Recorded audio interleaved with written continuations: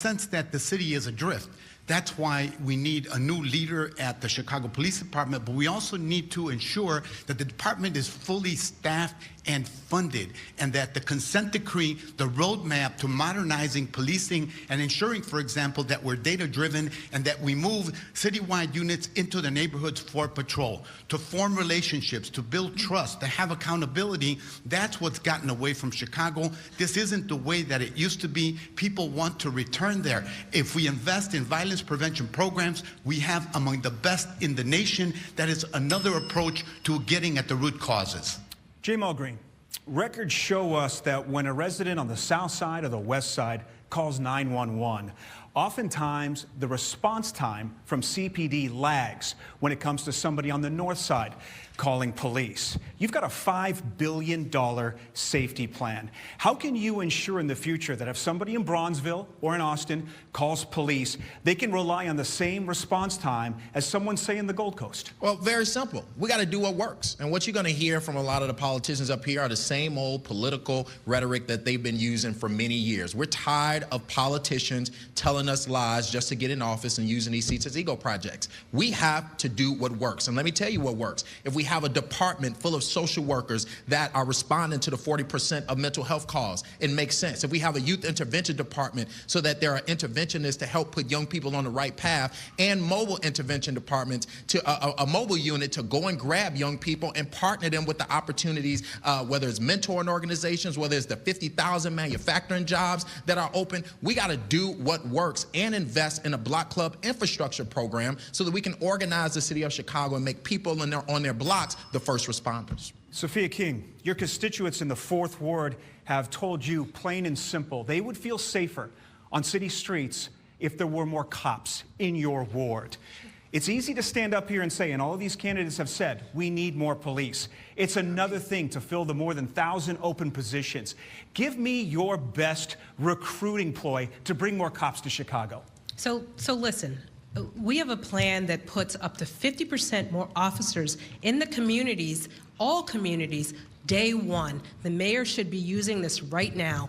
We can put up to 50% more officers in our communities by going to 4-day on, 3-day off shift, so the officers can get the rest, the mental health rest that they need. We can do that day one. We can also do what New York does. They have retired officers, 4,000 retired officers.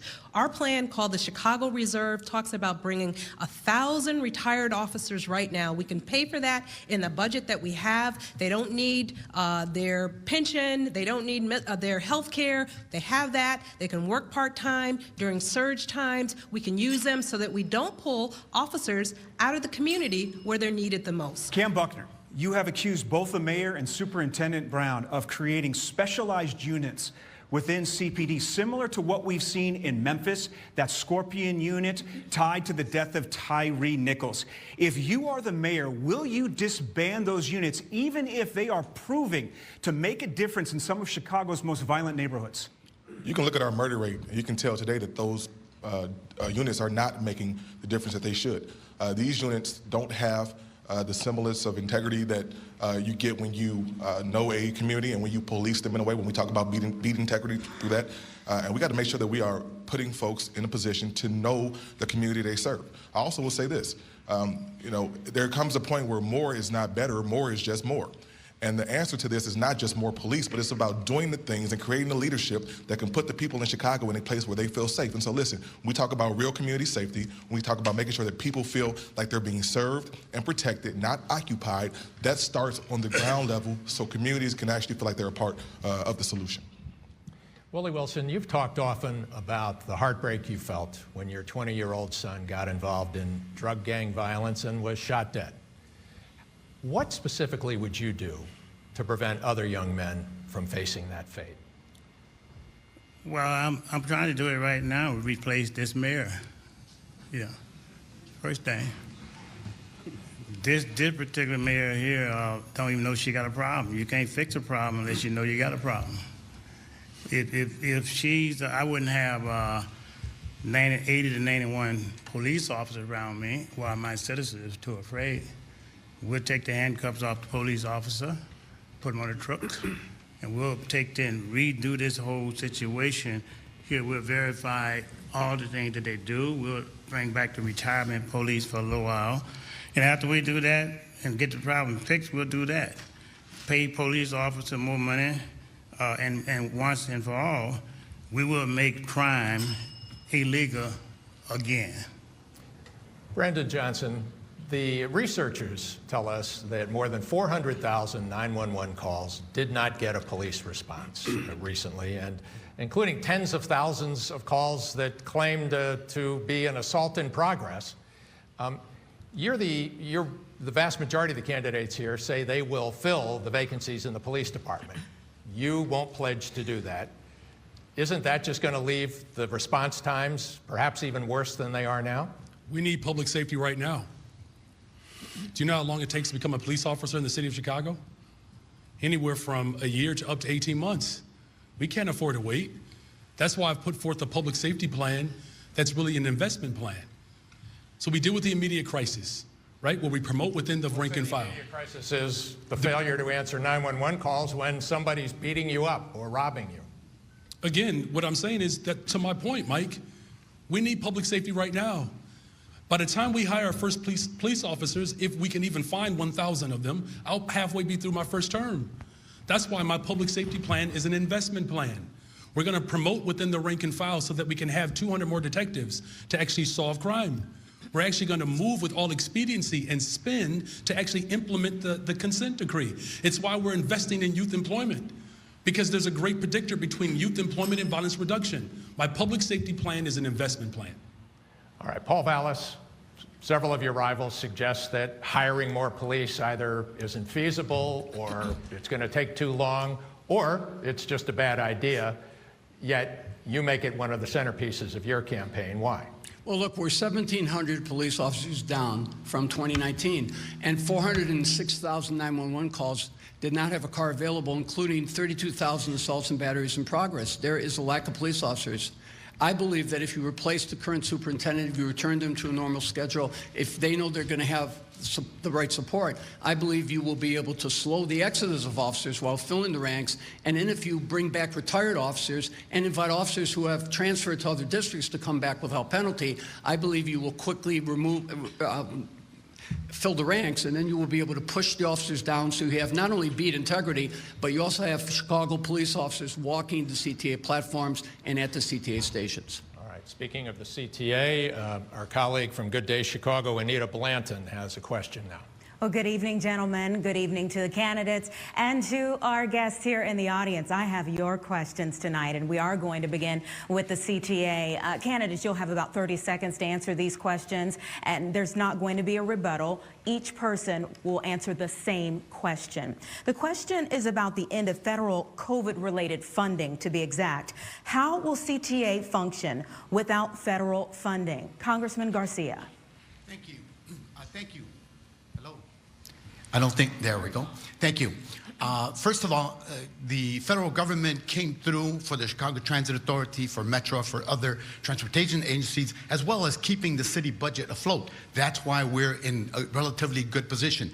Moving forward, it will be incumbent upon the mayor to reach out to the transit agencies and have a hard conversation about how we get people to come back and probably anticipate lower ridership levels for the immediate future. This entails reimagining how transit will work in the metro area.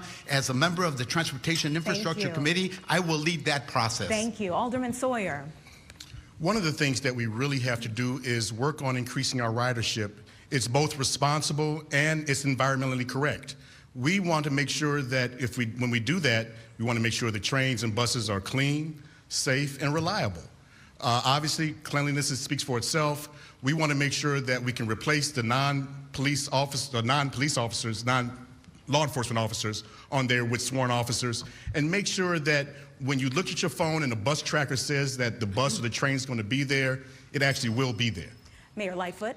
Well, the fact of the matter is there's not going to be a fiscal cliff for the CTA, because the CTA, understanding that this infusion of federal dollars is short-term, has budgeted in the out years to make sure that there are sufficient funds. But let's be honest, public transportation, mass transportation, all across our country for years has been underfunded. We need a Congress that is committed to fulfilling, I think, the desires of the Biden-Harris administration to provide more funding to public transportation like the CTA, because it's a lifeblood of our cities. Thank you. Paul Vallis. There is a fiscal cliff. Right now, the fare box is 18% of the operating costs. That's down from 46%. That's a fiscal cliff. When COVID money runs out, the system's going to be broke. What do you have to do? Public safety. WBEZ reported that half the riders feel that riding the CTA is unsafe. You've got to prioritize public safety. I would get rid of the $100 million that's being spent on private security, and you could hire another 300 police officers to supplement the police officers that are there, so you had beat integrity on the CTA. That means police walking the platforms and at the stations. Thank you. Brandon Johnson. Yeah, by year 2025, there is a $700 million fiscal cliff that we already know is pending. Look, I'm the only person on this stage who put forth a budget plan. And we actually invest in not just public safety, but a reliable public transportation system. The only way we're going to be able to solve the transportation struggle that we have right now is we have to invest. And we actually have an investment plan that not only raises the benefit for those who are actually riding the CTA, but we actually make sure we do it without raising property taxes. Dr. Wilson. Well, you have to take and do it a couple ways. One, you got to lower the fare to bring people back on the bus, keep them clean, give people confidence, making sure that people feel good about riding the CTA, that they're safe. The other thing is that you got to bring back armed police officers, conductors. You got to take them and lower these taxes. All the money that you can get from the federal government is not going to make it safe. Thank you. Representative Buckner. Yeah, listen, CTA is not functioning currently very well with the federal money. And so if you're nervous about what's going to happen when the federal money dries up and the fiscal cliff looms, then you should be. The truth of the matter is that we've got to do some things right away. We've got to work with RTA to make this work for everybody. We have to make sure that we can go to Springfield and deal with the fare box ratio issue. We need more reliability of the system so we can increase ridership. We need more efficiency. This is a man-made crisis. The mayor gets to choose the chairperson of the CTA.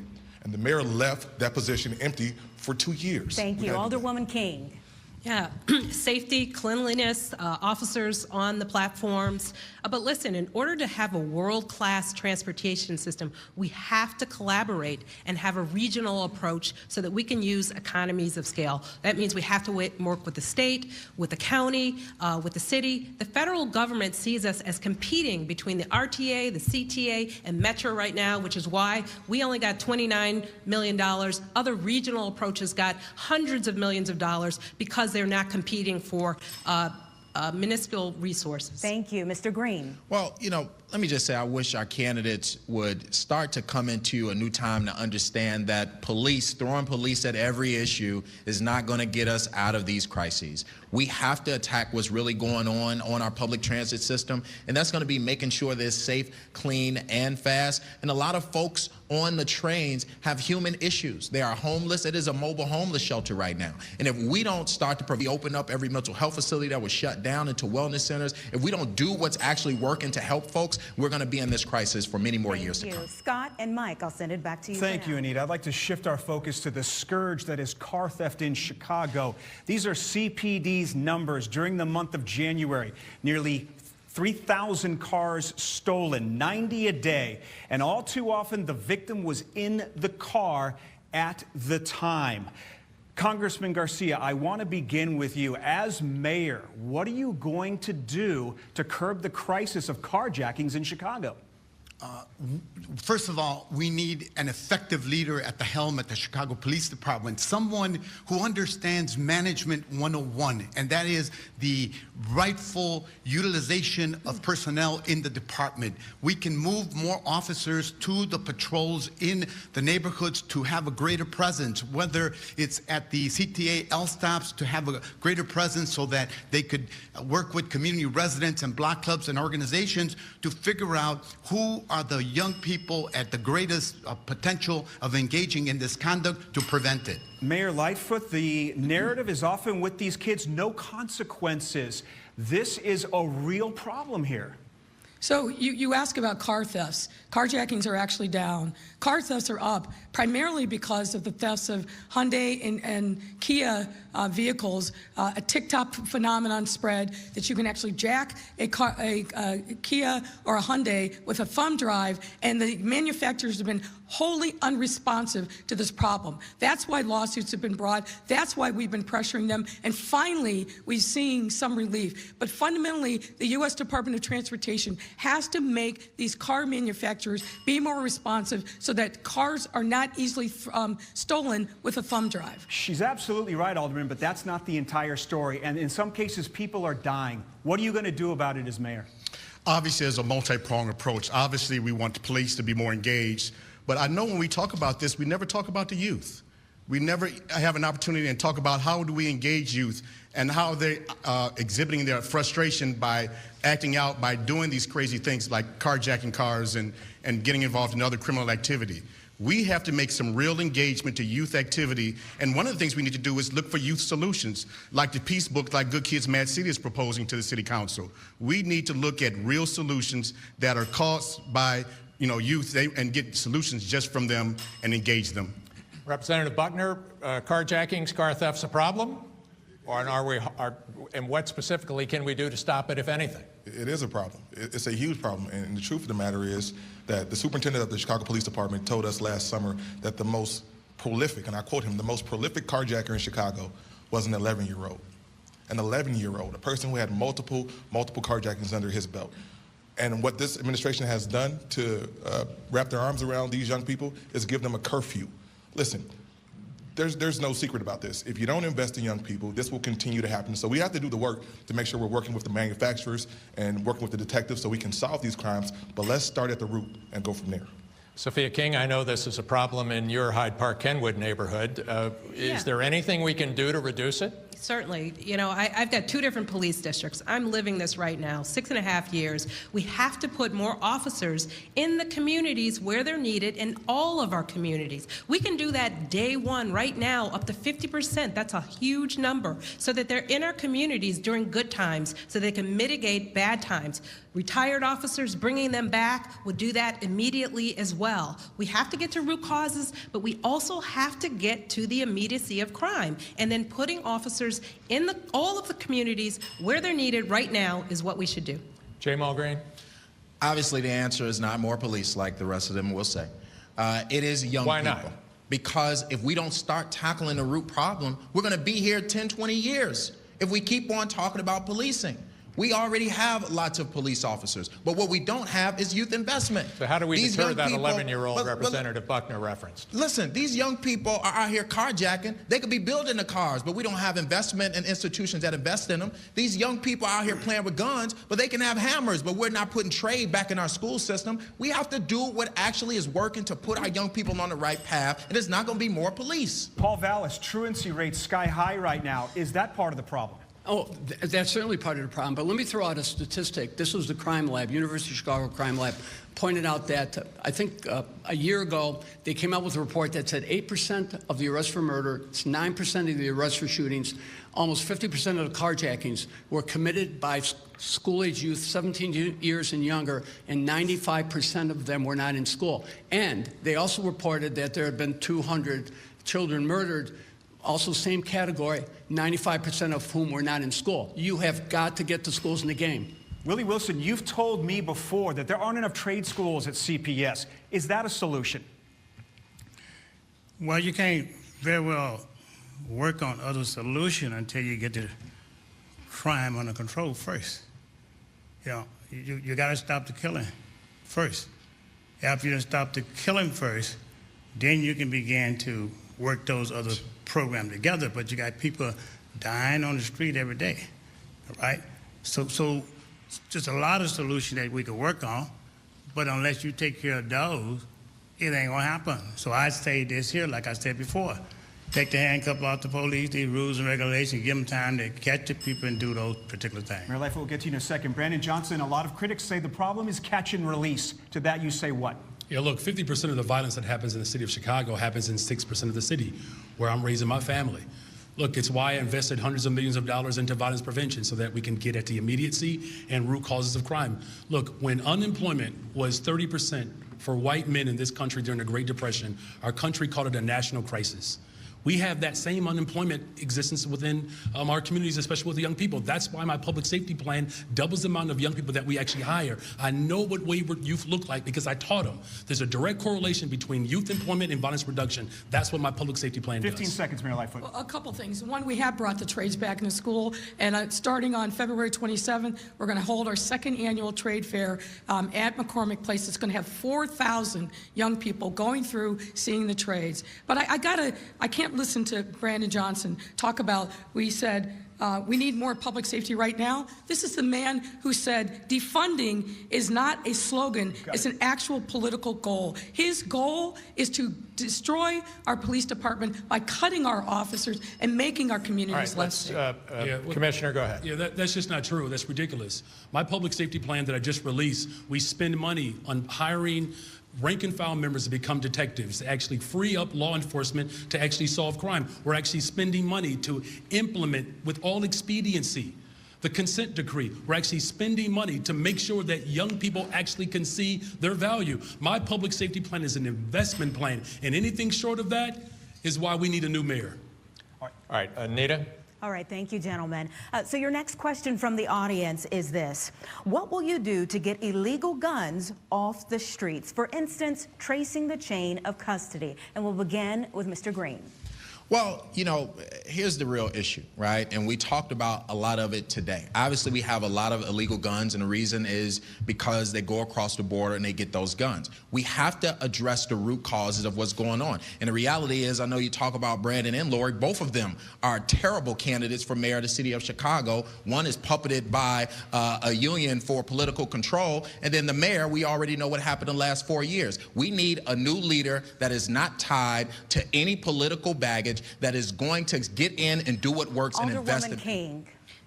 So there's a lot of rhetoric up here, and that's all we hear. We do have folks who want to defund the police. We've got folks who want law and order and want to chase people down like rabbits. But the reality is that most people sit in the middle. We know that we can uplift the police and hold them accountable. We can have safety and justice. We can do this together. We can get to the immediacy of crime and the root causes. We are the city of big shoulders. We can do all of these things if we do it collaboratively and together. Representative Buckner.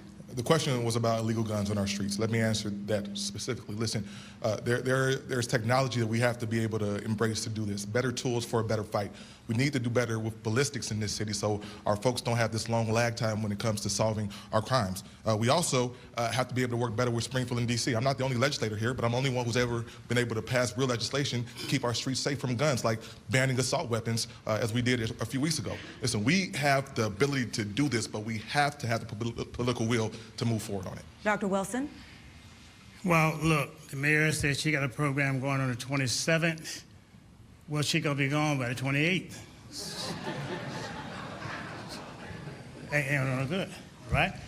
And the situation, the comment Ms. King made about the rabbit and some of the other people here tonight, up here, not all of them. But look, they giving themselves pay raise, automatic pay raises. How you gonna kind of figure, you got a pay raise? Yeah, the mayor put a pay raise for herself. And only 30 seconds to answer the question. Oh, you guys I get a are out of respond, it, right? really, you know? They giving themselves a pay raise while Mr. people are Johnson. struggling and everything and trying to balance the budget, where Mr. we're going to get the money Johnson. from, they need Dr. to Wilson, we're moving get on to Mr. themselves- Johnson. get that money back Thank to you. the citizen. Thank you. And just for the record, I'm not going to interrupt anybody tonight. So can we restart my time real quick? I wanted to make sure that he finished. Look, I have the most comprehensive, sweeping public safety plan where we actually have the Office of Gun Violence Prevention. We also have a segment that deals with survivors and victims of violence. Look, we have to actually implement our red flag laws. There are people who are getting guns who shouldn't have guns. The bottom line is you actually have to have a public safety plan that gets at the root causes and the immediacy of the violence that happens in the city of Chicago. I'm the only one with a budget plan. I'm the only one who's telling folks the truth. We're going to invest in people without raising property taxes. Thank you. Mr. Vallis. Look, we need to make sure that we have enough detectives. We have 1/3 the detectives that New York has per capita. Part of the reason they were able to significantly reduce the number of serious crimes. But let me point out that the officers will tell you that they don't have the forensic capabilities to trace the guns. You know, we need a crime lab. I mean, the city this size needs its own independent crime lab because we have to go to Springfield. We have to go to other entities. And detectives will tell you not only are they short in number, but they don't have the capacity to trace and to track. Mayor Lightfoot. The question was about what do we do to take illegal guns off the street. Our police officers are doing their job every single year. They took 12,200 illegal guns off the street, double New York and LA combined. They are working with their federal counterparts, particularly at ATF, and we are enforcing the new federal gun trafficking law. We've got to continue to hold violent, dangerous people accountable, and we've got to make sure that the Cook County courts don't simply release them every single time our people risk life and limb to arrest these people. They've got to be held accountable pre-trial. Thank you. Alderman Sawyer. Yes, I do believe in accountability and consequences. We want to make sure that if people caught with guns illegally, they serve time. They should do that. But what I've done so far is, I heard someone talk about it, but we've already filed the Office of Gun Violence Prevention Ordinance in City Council right now, which is the intent is to codify the current coordination center. But I have to say something very quickly, because I heard someone say that everybody else is not telling the truth. I've spent my 12 years in council telling the truth every single day, and I kind of taken offense to that because I heard it said one more time, more than one time. I tell the truth all the time. Thank you. Congressman even when it's Garcia. not popular. As someone who has seen the ravages of gun violence very closely in my community, we passed the first federal gun legislation in 30 years. Key to all of this is investing in young people. I led a bill connecting Youth to Jobs Act that would be an incentive for you to do other things. And lastly, I will lead the charge working with the business community in Chicago, increasing government funding to invest in communities for violence prevention. I've done this work. It works. We have outcomes that come from it. That's how I will lead as mayor. Thank you. Scott and Mike. Commissioner Johnson, the enrollment in the Chicago Public Schools is in a free fall, down 40,000 in the last 4 years. 170 schools about half empty, 20 schools nearly entirely empty. Manly, for example, built for 1,300, has 64 students. Not even enough to run many extracurricular programs or many sports teams. When is it time? You, of course, are a veteran staffer for the teachers union. When will the teachers union agree that it's time to consolidate some of these schools and to spend our money more wisely? Look, as a public school teacher, I can tell you I've seen the devastations of poor investment.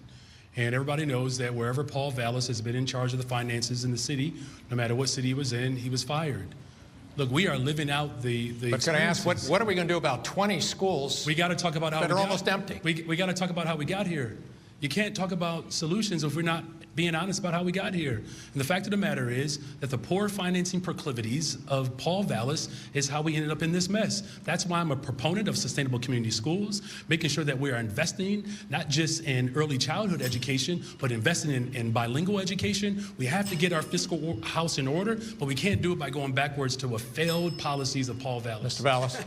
Well, Three bells. I'll let people fact check that.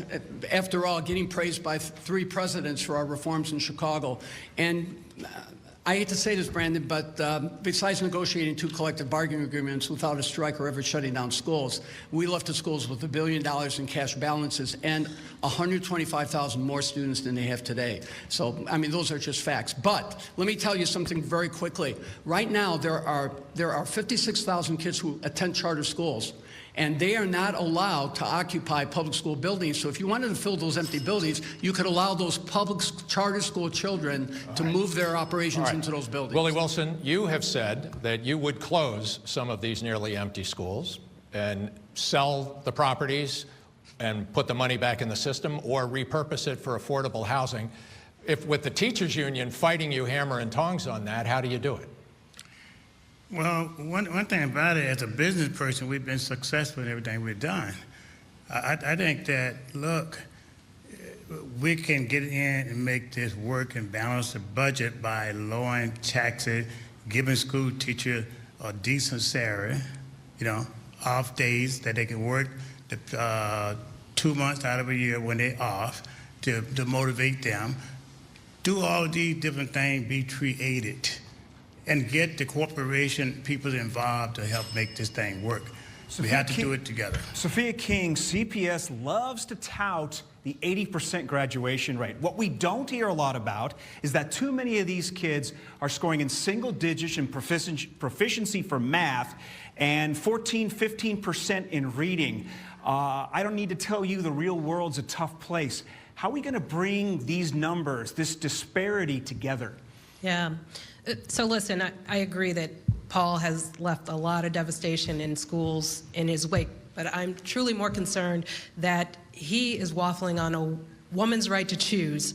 But back to the schools, education, if we don't have safety and good schools, people are going to continue to leave our city in droves and aren't going to come back. So we need to incentivize our teachers to stay. There are 2 professions where we throw everything at their feet that we are unable to solve. That is teachers and police, and they are leaving faster than we can hire them. We have to incentivize them to stay here. J-Mal Green, you're a community activist. You're out on the streets. You're talking to these young people. Do you ever get the sense that they're excited about going to school, about learning? No. Well, CPS doesn't have the proper investment that it needs, which is why the state needs to change the formula from enrollment-based formula to needs-based formula. Every school in the city of Chicago needs the proper investment. And they're teaching to standardized testing. We have to move into modern times and start to teach kids correctly and give the wraparound services that they need, because they're dodging bullets on the way to school, hungry, homeless, and then you sit them in a classroom and tell them to learn 2 + 2. It doesn't make sense. We must invest in our school buildings and put the right funding structure in place. Ken Buckner, we've got a generation of kids who have left college and they're living with mom and dad. I can't imagine you want that for yourself. What are you going to do with your kids? How do you ensure that you give them everything they need and that they get everything they need out of their school? Listen, we have to rebuild this system. The CPS system is not working the way it's supposed to. And when you see empty buildings and you see these empty promises, it's indicative of our proclivity to leave black children behind, to leave brown children behind, and to leave poor children behind. That should not be the way that the city operates. Listen, I've talked a lot about making sure we have a librarian, a social worker in each and every school, and a nurse, stopping the privatization and the corporatization of CPS. It is not a business conglomerate. It is a district, a school district for our young people, and we've got to get that right. Alderman Sawyer, we've talked about the problems the schools face and the problems so many of the students face who have difficulty reading and doing math at grade level. 45% of Chicago public school kids are chronically absent, according to a state report. It seems to me that some of these problems are related. Would you do anything to get kids back in the classroom? First of all, I would like to explore the options of reestablishing a truancy department. We need to find out where these kids are, what they're doing, and if necessary, get them back into schools. But as we're talking about schools and we're talking about buildings, we're never talking about the most important thing again, is educating our children, the future of our city, the future of our nation. When we're talking about schools, and although I do support the moratorium that's in place currently, we need to start now about talking about how to reuse these schools properly. I was a part of the original conversation before the last administration unilaterally got rid of the schools. We need to have that conversation and a robust conversation at that. Congressman Garcia. Because Chicago is shrinking, we're experiencing all kinds of problems. What I would do as mayor and as a grandfather of 5 grandkids in the public schools today, I would convene a summit to invite parents and community residents and everyone to help figure out how we rally around our schools, to improve them, to find the children that aren't showing up, and to work to increase funding, because only when we can resource all schools are we going to instill confidence that children should come back, that our schools are on the rebound, and that we can educate everyone. Mayor Lightfoot, why are 45% of Chicago school kids So chronically absent? here's what I want to say, Mike. I'm listening to your questions. I'm listening to the answers of the colleagues. This may be the Fox News perspective on the city of Chicago and CPS. It's not the reality that I live in every single day. Well, You have a disparaged state report says 45%. let me finish, please. You asked me a question, I'd like to finish.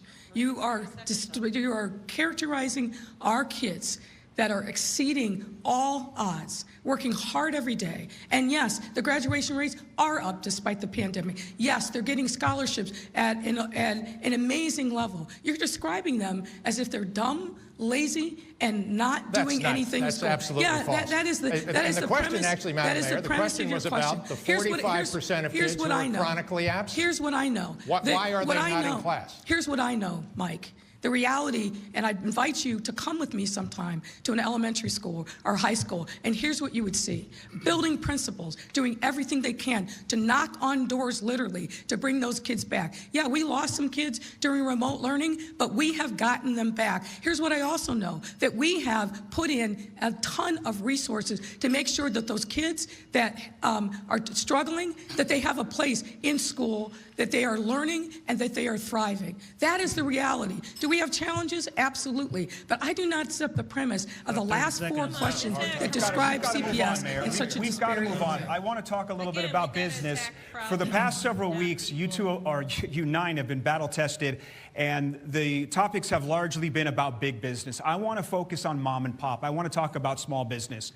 Q4 of last year saw new business leases in the city fall by 60% compared to Q4 from the year before. I want to start with you, Alderman Sawyer. I want to ask you, what are you going to do as mayor to bring small business? I don't want to talk about McDonald's and Citadel. I want to talk about the mom and pop shops. What are you going to do to bring them, to lure them back to Chicago? First of all, we need to be aware that we need to really focus on each of the 77 communities. Each one should be sustainable. They all should have their own grocery stores. They should all have their own theaters and entertainment districts. They should all have professional services. Everyone should be self-sustainable. This is what I would concentrate on, making sure we have real communities and real community investment in there. We would take the plans that are currently be operated from the last 2 administrations, refocus that toward our, making sure we have a laser-focused effort toward our small businesses, making sure that as they grow and expand, we provide appropriate funding for them. Congressman, same question to you. I live in a community that has one of the most successful neighborhood shopping strips in the city, that little village, 26th Street.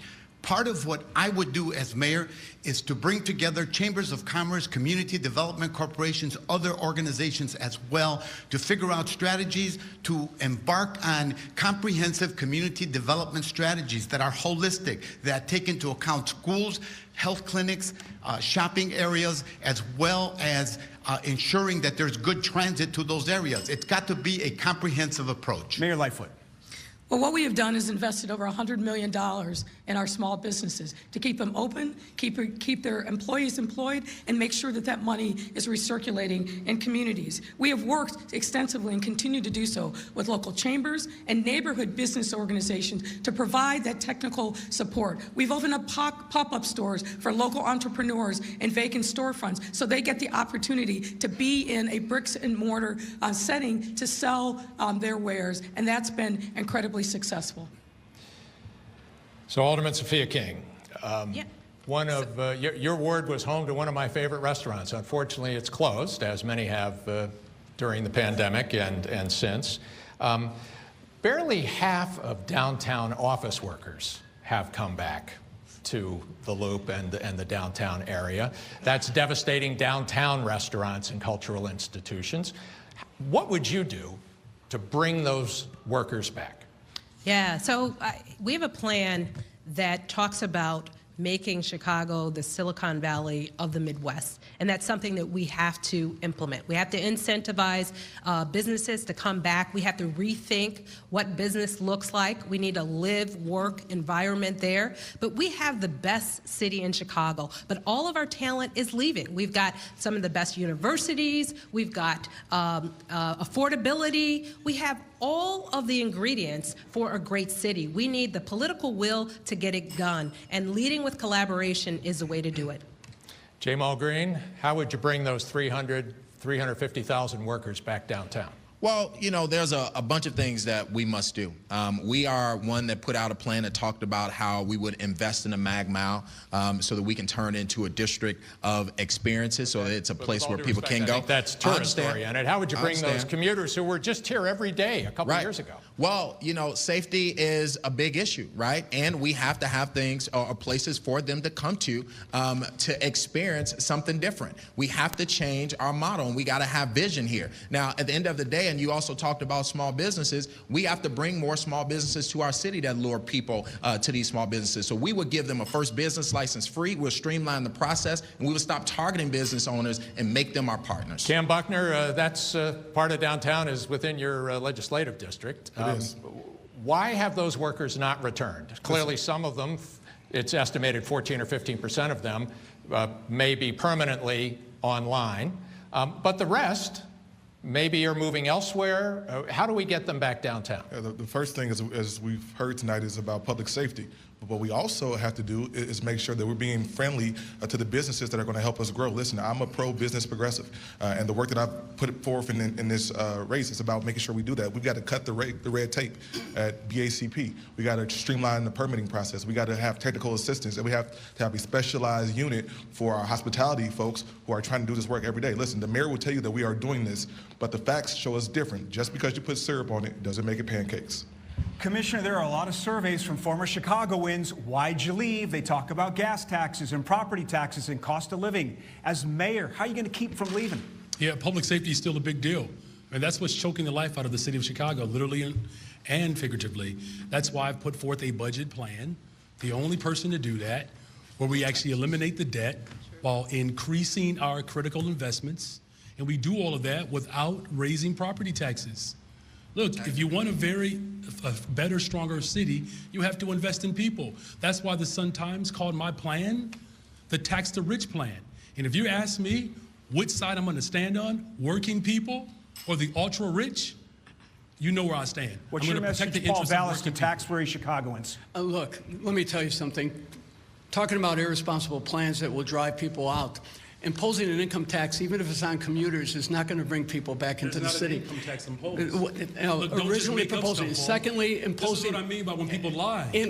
There is no income tax. Allow tax. him to finish, please. Can I respond? Secondly, imposing a head tax. The head tax. How many years did it take for us to get rid of the head tax? Like 20 years? A head tax punishes businesses. Taxing downtown businesses, imposing a tax on jet fuel.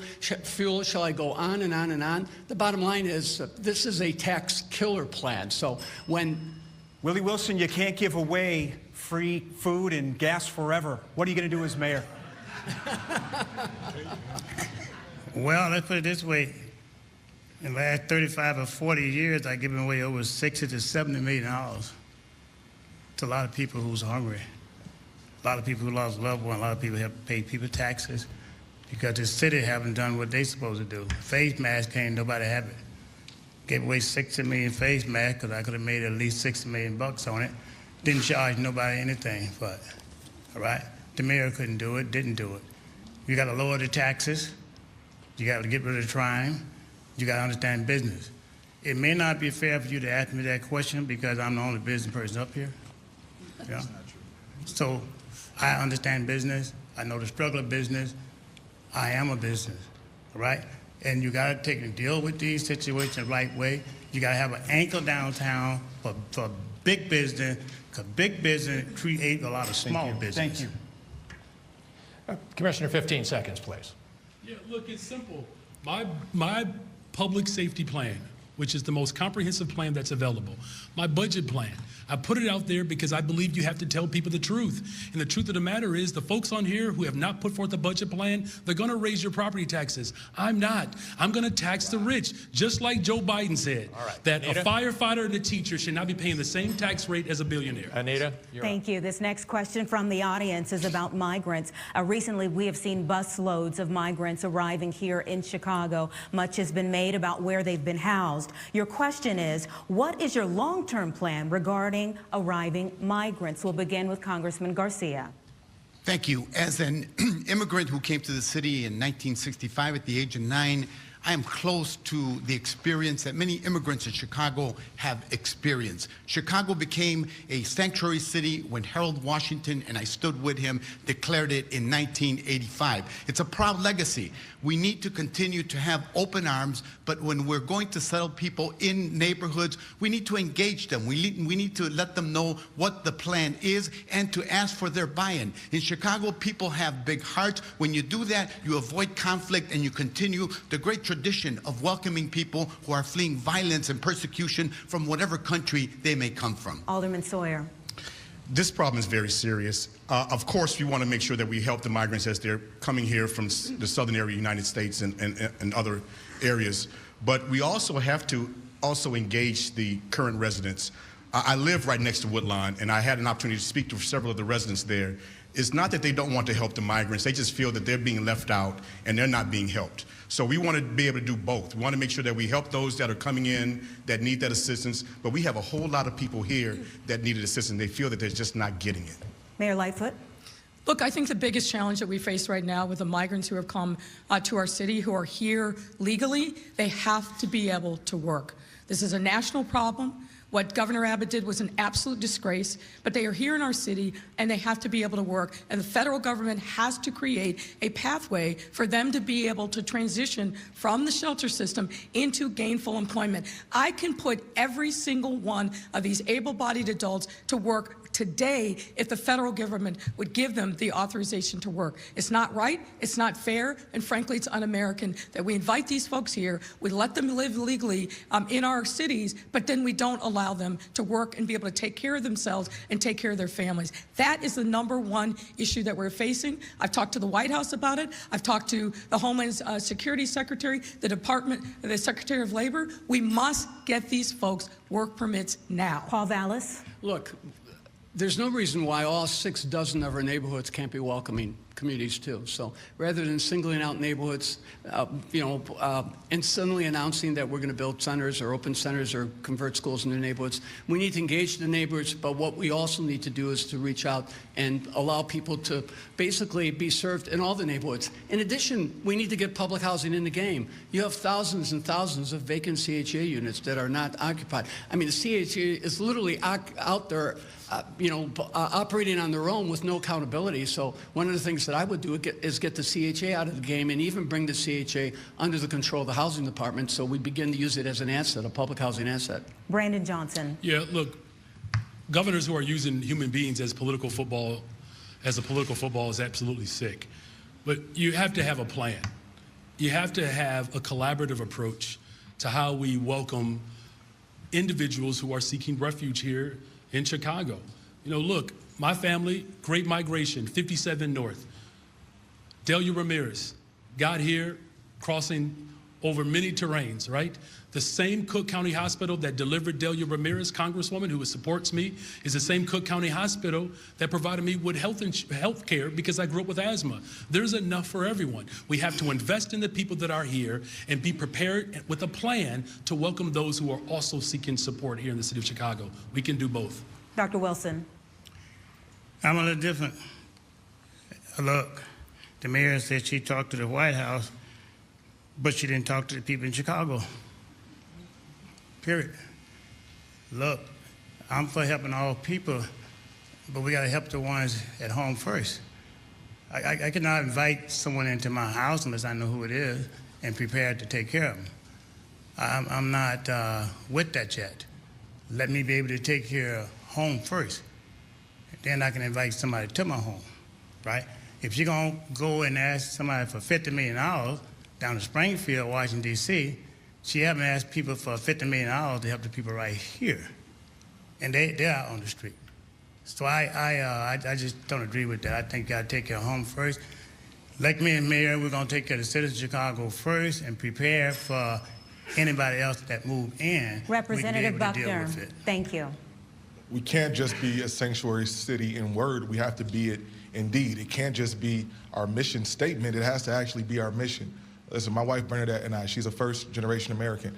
We volunteered just a few days ago at the Fourth Presbyterian Church with asylum seekers that came here. We met a grandmother from Venezuela who had an 8-year-old daughter, 8-year-old granddaughter, and a 17-year-old grandson. And to see the pain in their eyes and their faces, we've got to do better and make sure we, one, have a plan, and two, commit to that plan. We've got to work with Washington, D.C. to make this work. 150 days for a work permit is way too long. This is why I fought in Springfield to make sure that we send more money to the city of Chicago to deal with this and to deal with it in an inclusive way so we can move the city forward and be the true welcoming city that we're supposed to be. Alderwoman King.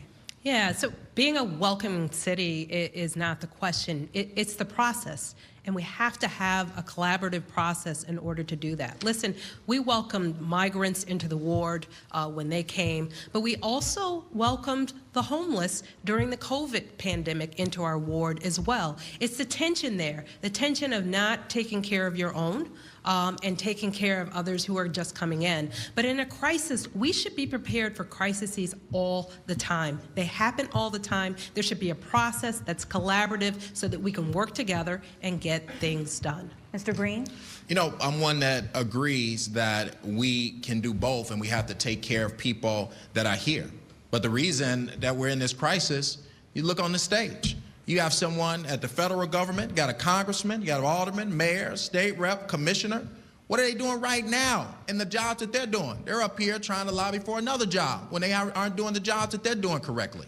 Let's be serious. So when we talk about the people getting the services in the neighborhoods, let's look at the people who control the services right now. We have to do both, but we got to make sure that the people in the communities get the services that they need. And then as a welcoming city, we will welcome those with a good fiscal plan on how we're going to do it long term. Thank you, Mr. Green. I'll send it back to you, gentlemen, for final thoughts. Yes. We'd like to allow each of our candidates a final thought. 40 seconds. Jamal Green, we'd like to begin with you. Well, listen, I know you heard a lot of noise up here from politicians with many ideas. Many of them they stole from me because they just want to be the older. They want to be the older versions of me. It's a lot of ageism. But listen, we need a leader that really cares about all people, that is going to take an innovative approach, that's going to make sure that every person in this city gets the basic human rights, that's going to create a safer city for our young people, for my kids and yours. I'm here because I'm not want to be in politics for long term. I'm here because I want to make an impact on the next generation. I know I can do it as mayor of the city of Chicago. Go to gogreenchicago.com right now and support our candidacy so we can create a future that we can all believe in together. Sophia King. Yes. With 16 of my colleagues leaving and all the instability, we need a mayor that leads with collaboration, not confrontation, to make sure that we move this city forward in the way that it deserves to be moved. We also need a mayor that understands how to bring the entire city together. I represent from downtown to Hyde Park, Bronzeville in the middle. The #1 request I get is for more police presence because of the unwieldy crime, no matter where I am. But you understand that we can uplift our police and hold them accountable. We can have safety and justice. We don't have to choose between these false narratives. A safe Chicago is a strong Chicago. Cam Buckner, we are coming up on a hard out. Okay. The great Chicago planner Daniel Burnham once said, "Make no small plans." Unfortunately, in this race, many of my colleagues have made no plans at all. You need to hear specifics. I'm a son of Chicago who loves Chicago, who's raising my son in Chicago, and who's doing the work to move us forward. I'm running for the people of Chicago who love Chicago, but who just want Chicago to love them back. Listen, the past is not our fault, but the future will be. And that's why I'm asking for your support, so together we can do the work to move Chicago forward. Willie Wilson. Well, look, I'm running for mayor. I'm not going to take a paycheck. I'm running from the heart. I'm running for mayor to help get rid of crime, lower taxes, keep our businesses here, and for the people. I'm not going to lie to you. I'm not going to make false promises, nothing like that. I'm just see what we I mean, what would you get right here? Now, these politicians is working another job and getting paid running for another one. Who really cares about Chicago? Commissioner? Yeah, my wife and I, we're raising our 3 children, Owen, Ethan, and Braden, on the west side of Chicago, and we love it.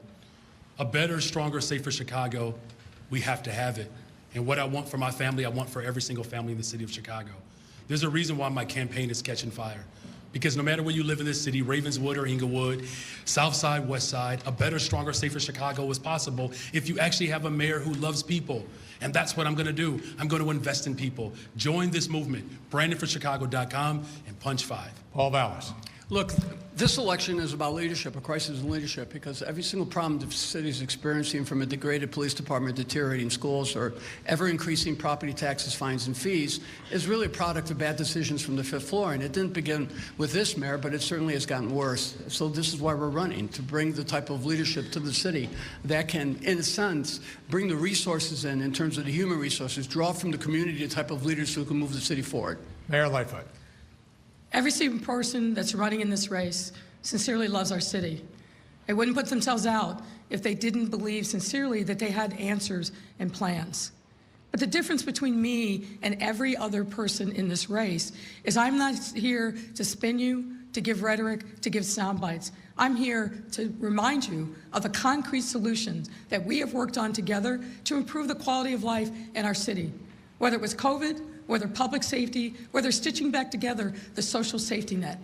Every single time that we've faced a challenge, we've been able to address it for the betterment of the people of the city by coming together on common solutions. Roderick Sawyer. Thank you. I've been proud of the 12 years I've been on this council. I've been a part of some impactful legislation, and oftentimes not with the direct support of the appropriate administration. But let me tell you this. I've been doing this work for 12 years. I'm a lawyer, but I don't practice. I'm a real estate broker. I don't practice. I do this job because I love what I do. I have no safety net. I know a lot of people on this stage do. I'm doing this because I love my city and I love what I do. I want to continue to help this city grow and prosper. Vote for Roderick Sawyer. Congressman Garcia. 40 years ago, I got involved in politics when my best friend and political mentor was murdered in front of his 2-year-old child. We fought to make Chicago politics clean. We fought to make sure that politics worked for everyone in every community. Today, I'm running for mayor of Chicago because I don't want people to lose hope that we can have a better city.